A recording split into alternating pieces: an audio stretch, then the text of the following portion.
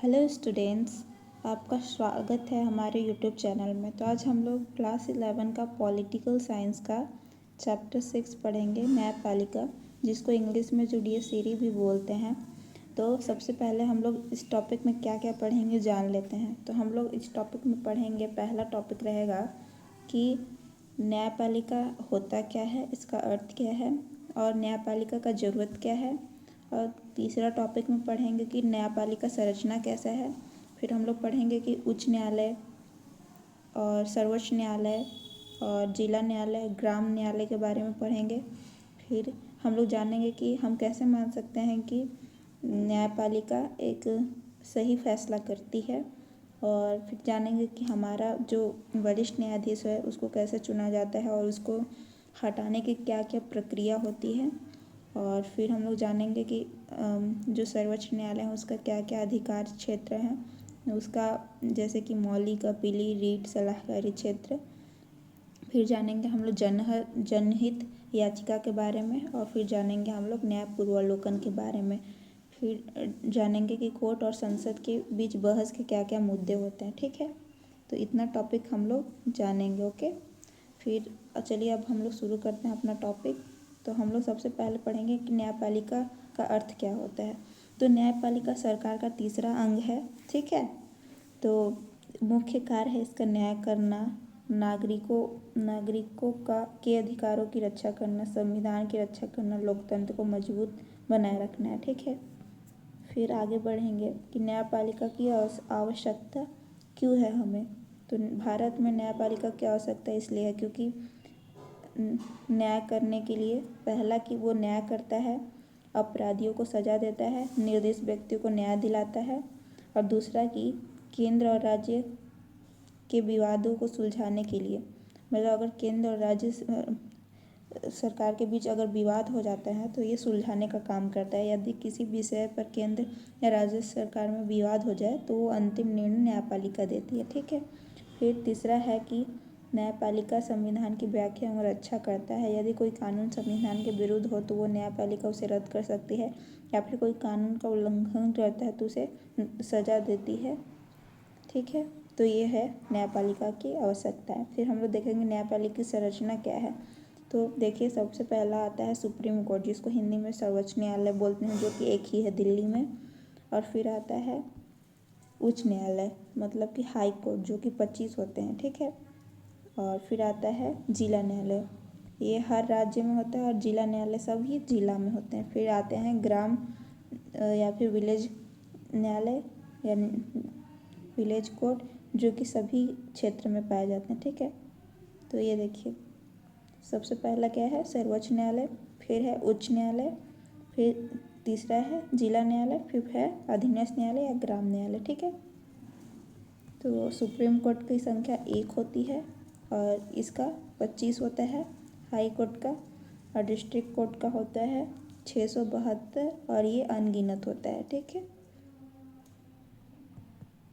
ये अनगिनत होता है। आगे बढ़ते हैं, तो सर्वोच्च न्यायालय की विशेषता क्या क्या हम लोग जान लेते हैं।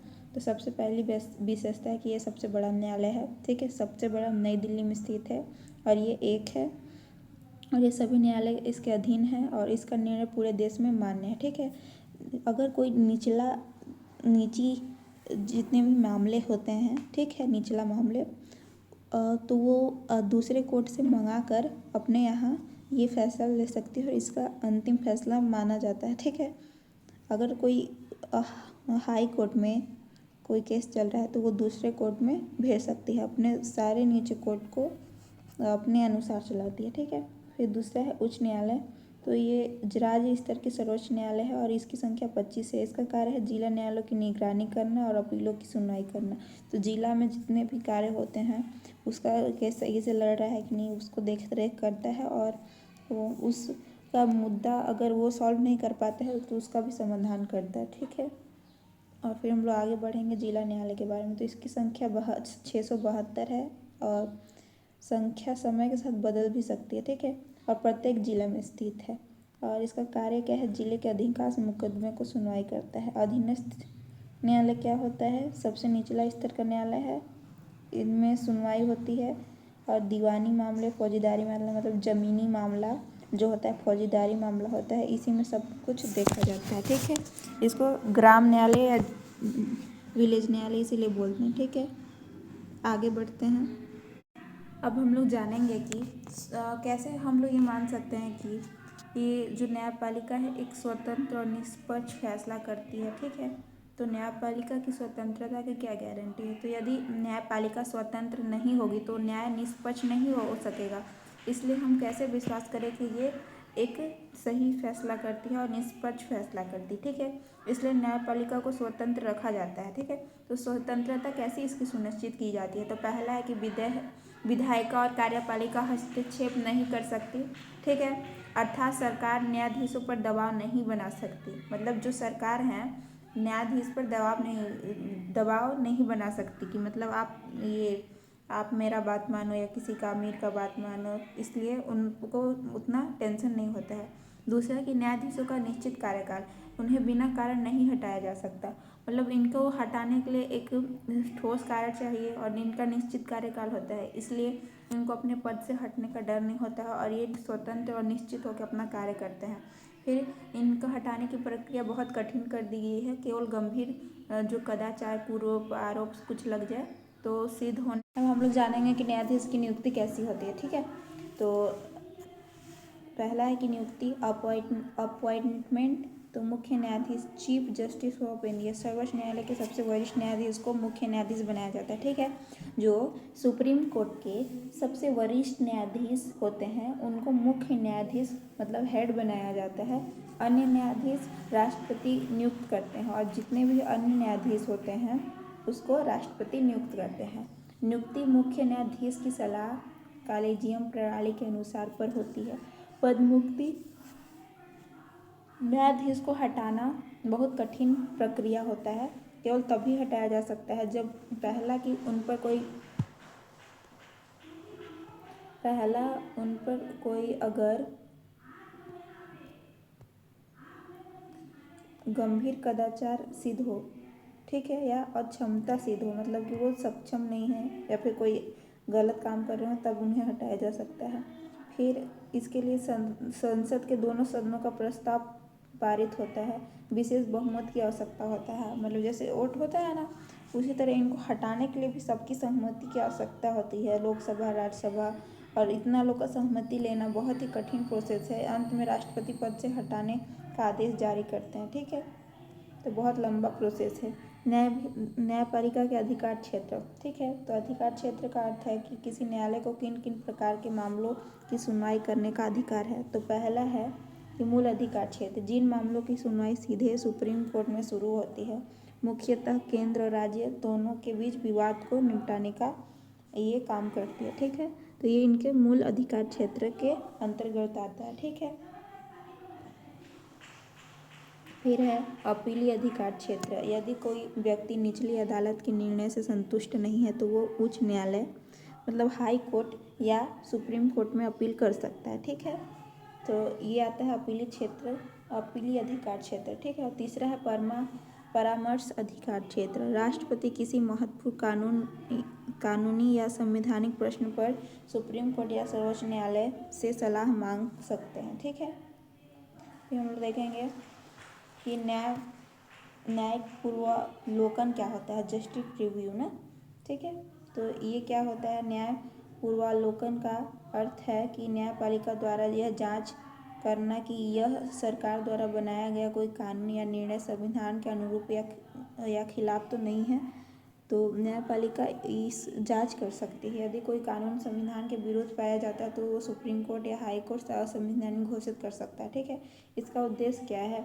संविधान को सर्वोच्च बनाए रखना। ठीक है, सर्वोच्चता बनाए रखना, संविधान की सर्वोच्चता बनाए रखना, नागरिकों के मौलिक अधिकारों की रक्षा करना, सरकार की शक्तियों पर नियंत्रण रखना।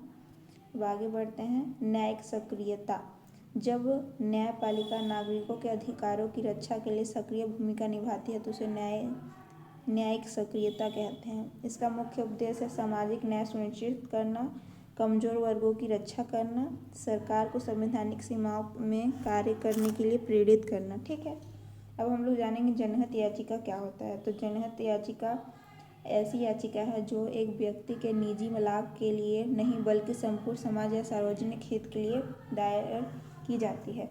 मतलब कि सभी के हित के लिए एक व्यवस्था बनाया गया है, उसे जनहित याचिका कहते हैं। ठीक है, ये गरीबों, बेसहाय, पीड़ितों के लिए बनाया गया है। अगर कोई पीड़ित व्यक्ति है कि यदि कोई पीड़ित व्यक्ति के लिए कोई दूसरा व्यक्ति भी अदालत में उसका केस पेश कर सकता है। ठीक है, तो जनहित याचिका के अंदर आता है अगर कोई गरीब व्यक्ति है जिसका पहुंच वहां तक नहीं है सुप्रीम कोर्ट या हाई कोर्ट तक, तो कोई उसके जगह कोई दूसरा व्यक्ति भी उसका केस अदालत तक पेश कर सकता है, ये आता है। तो इसका क्वालिटी क्या है? इसका क्वालिटी है कोई भी जागरूक नागरिक या संस्था दायर कर सकती है। गरीब, असहाय, कमजोर लोगों को न्याय दिलाने का माध्यम पर्यावरण, मानवाधिकार, शिक्षा, स्वास्थ्य आदि मामलों में उपयोगी होता है। उदाहरण, नदी प्रदूषण को रोकने की याचिका, बाल श्रम समाप्त करने की याचिका, स्वच्छ पर्यावरण से जुड़े मामले। ठीक है, अब न्यायपालिका का महत्व क्या होता है। ठीक है, तो हम लोग जानेंगे कि इसका महत्व क्या है। तो प्रमुख कार्य है कि संविधान का रक्षा करता है, मौलिक अधिकारों को सुरक्षा करना, सरकार के कार्यों को संवैधानिक जांच करना, कानून के शासन को बनाए रखना, नागरिकों को निष्पक्ष न्याय प्रदान कराना। ठीक है, तो संविधान का रक्षा करता है। पहला कि संविधान का रक्षा करता है, दूसरा हमारे मौलिक अधिकारों की रक्षा करता है। ठीक है, अगर कोई भी मौलिक अधिकार को उल्लंघन करेगा तो उसको न्याय दिलाता है, सरकार के कार्यों की संवैधानिक जांच करता है, और है फोर्थ, कानून के शासन को बनाए रखता है। ठीक है, नागरिकों को निष्पक्ष न्याय प्रदान कराता है। अब हम लोग आगे बढ़ेंगे। न्यायपालिका हमारे अधिकारों की रक्षा कैसे करती है, ये जानेंगे हम। तो अधिकारों की रक्षा का अर्थ है कि न्यायपालिका यह सुनिश्चित करती है कि प्रत्येक नागरिक को संविधान द्वारा मौलिक अधिकार मिले और कोई भी व्यक्ति सरकार उनका उल्लंघन ना करे। ठीक है, मतलब कि न्यायपालिका यह सुनिश्चित करती है कि प्रत्येक नागरिक को संविधान द्वारा दिए गए मौलिक अधिकार मिले और कोई व्यक्ति या सरकार इसका उल्लंघन नहीं करे। ठीक है, तो ये रीट जारी करती है। पहला ये हो गया मौलिक अधिकारों की रक्षा करती है, और दूसरा रीट जारी करके, बहुत सारे रीट जारी किए हैं इन्होंने, बंदी प्रत्यक्षीकरण और परमादेश, प्रतिषेध या निषेध या उत्प्रेषण या अधिकार परीक्षा। मैंने उस सेकेंड वीडियो में पढ़ाया था इसके बारे में अच्छे से डिटेल में। अगर आपको देखना है तो सोनम आर्या क्लासेस में जाके आप सर्च करके देख सकते हैं। ठीक है, मैंने पॉलिटिकल साइंस लाइन से वीडियो पूरा पढ़ाया, ये चैप्टर 2 में है। ठीक है, तो मैं जल्दी से समझा देती हूँ। पहला, बंदी प्रत्यक्षीकरण, मतलब कि अवैध गिरफ्तारी से सुरक्षा। मतलब है कि इसमें ये है कि अगर कोई व्यक्ति निर्दोष है या फिर अगर वो दोषी भी है तो उसके खिलाफ एक ठोस सबूत होना चाहिए, तभी उसे जेल में बंद रखा जा सकता है। उसके लिए सबूत 24 घंटे से पहले पेश करना रहता है। ठीक है, फिर परमादेश में आता है अगर कोई कोई सरकारी कर्मचारी है और उसका वो कर्तव्य है कि उस काम को करना है, ठीक है, लेकिन वो गरीबों का नहीं सुन रहा है, अपने काम से मुकर रहा है, तो उसे कोर्ट आदेश देगी कि वो अपना काम सही से करे। ठीक है, और निषेध या प्रतिषेध होता है कि निचली अदालत अगर कोई गलत कार्य कर रहा है तो उसे रोकता है। ठीक है, और फिर उत्प्रेषण है, अगर कोई व्यक्ति बिना योग्यता का कोई पद प्राप्त कर लेता है तो उसके पद को रद्द करता है। फिर अधिकार परीक्षा आता है, किसी पद पर नियुक्ति की वैधता की जांच करता है। मतलब कि अगर कोई निचला अदालत है, अगर उसका काम नहीं है फिर भी वो केस लड़ रहा है तो वो उस केस को वापस लेकर दूसरे न्यायालय को दे देते हैं। ठीक है, फिर हम लोग जानेंगे कि न्याय पूर्वावलोकन क्या होता है। ठीक है, तो इसका अर्थ है कि वह शक्ति जिसके द्वारा न्यायपालिका यह जांच करती है कि सरकार संसद द्वारा बनाए गए कानून को संविधान के अनुरूप है या नहीं है। ठीक है,